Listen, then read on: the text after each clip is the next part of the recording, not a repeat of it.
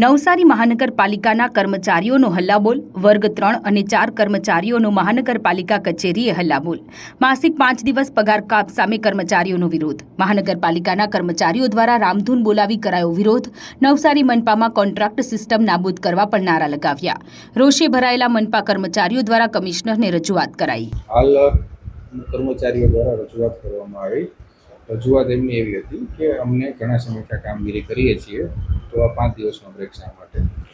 નગરપાલિકામાંથી corporation બની ત્યારથી જુદા જુદા કર્મચારીઓ જુદા જુદા પગાર ધોરણ અને જુદી જુદી પદ્ધતિથી કામ કરતા હતા, જેમાં ટાઈમ સ્કેલ લઈને કરાર, રોજમદાર, અલગ અલગ પદ્ધતિથી કોન્ટ્રાક્ચ્યુઅલ બેઝ ઉપર લાગેલા હતા, જેને યુનિફોર્મિટી લાવવા માટે હાલ બધાને રોજમદાર તરીકે અને બધાના કરાર સમાપ્ત કરીને રોજમદાર આધારિત એક પરિપત્ર કરવામાં આવ્યો હતો અને બધાને રોજમદાર તરીકે નિમણૂક આપવામાં આવી હતી અને કોઈ પણ કર્મચારીઓને હાલ દૂર કરવામાં રોજમદાર તરીકે સામેલ કર્યા પછી કોઈ બી દૂર કરવામાં આવેલ નથી.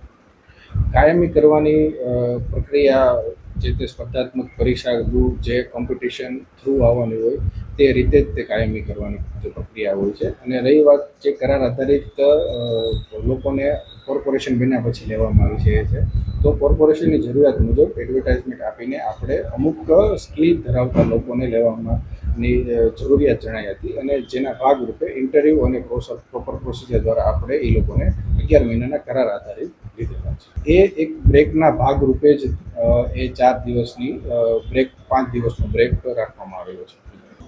વમિશ જેકિશન ધીમત, ડેનેજ શાખામાં સુપરવાઇઝર. હું છેલ્લા 4 વર્ષથી છું. સમસ્યા એ છે કે અત્યારે જે પગાર ધોરણ છે ખૂબ જ ઓછું છે.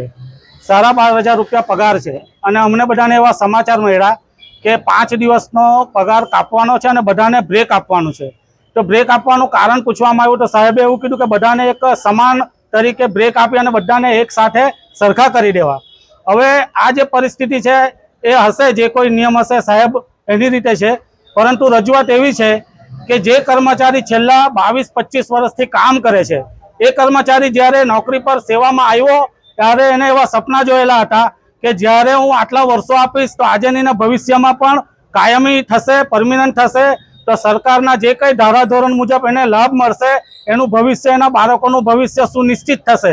પરંતુ આજે જે પરિસ્થિતિ જે થઈ છે કે 5 દિવસનો પગાર કાપી અને બ્રેક આપીને બધાને સરખા એક લીટીમાં ગણવા અને જ્યારે પણ મહેકમ આવશે અને એ જ કર્મચારીએ ફરીથી એપ્લાય કરી અને ભરતી થવું, તો એના 22-25 વર્ષની જે નોકરી છે, એને જે આ સંસ્થાની જે સેવા કરી છે એ બધા પાણીમાં વેરફાય છે.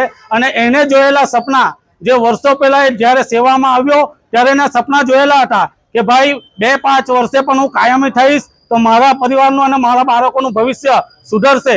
એ આશાએ એને 22-25 વર્ષ સુધી સેવા કરી અને મારા સંપર્ક માટે એવા લોકો છે જેમના છેલ્લા 40 વર્ષની નોકરી પૂરી થઈ અને એ રોજમદાર તરીકે નિવૃત્ત થયા, તો એમને કોઈ પણ સરકારી લાભ મળ્યો નથી. પણ હવે જે કર્મચારી છે એમને લાભ મળવો જોઈએ.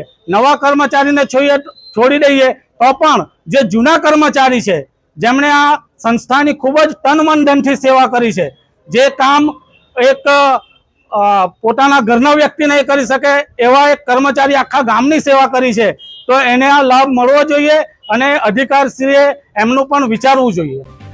જો તમે આ વિડીયો ફેસબુક પર જોઈ રહ્યા છો તો લાઈક અને ફોલો કરો અને યુટ્યુબ પર જોઈ રહ્યા છો તો અમારી ચેનલને સબસ્ક્રાઇબ કરો.